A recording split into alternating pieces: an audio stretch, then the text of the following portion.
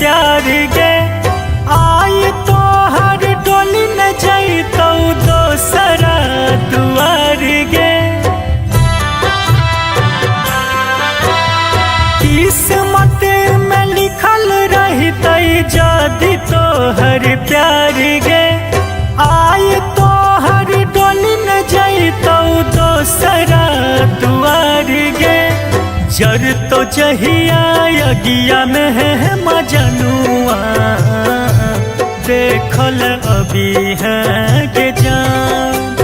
छुटत जहिया हमारा परनमा, लगही में रहे हैं गे जान।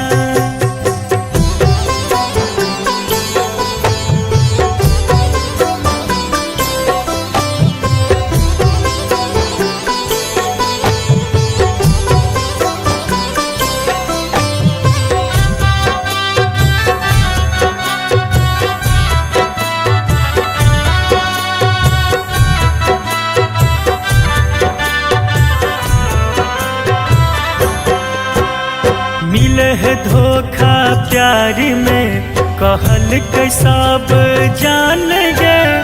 के लियो भरोसा हम तो अपना तोहरा मान गे।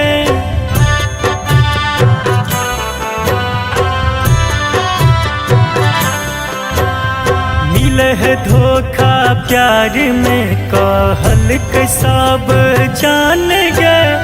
के लियो भरोसा हम तो अपना तोहरा मान गे। तैयो तू ललही दिलवा दोसरा से लगाई गे। साथिया के मेहदी अपना हाथवा रचाई गे। अंतिम बेरिया तुम हवा अपन देखबी है गे जान। अपन देखबी है गे जान। जर तो जहिया अगिया में है मजनुआ, देखल अभी है गे जान। देखल अभी है गे जान।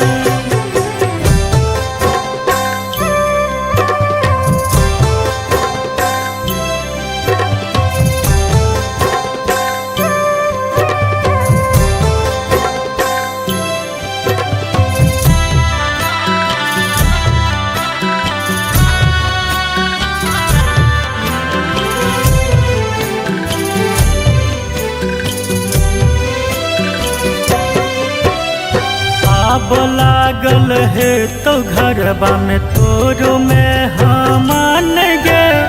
होई जे बही दोसरा के तू होइत सिंदूर दान गे।